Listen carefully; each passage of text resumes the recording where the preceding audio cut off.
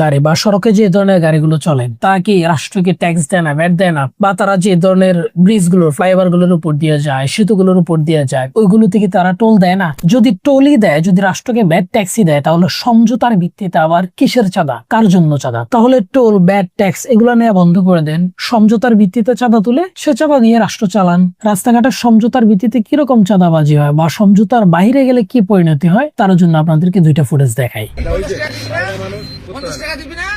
না না দিব না।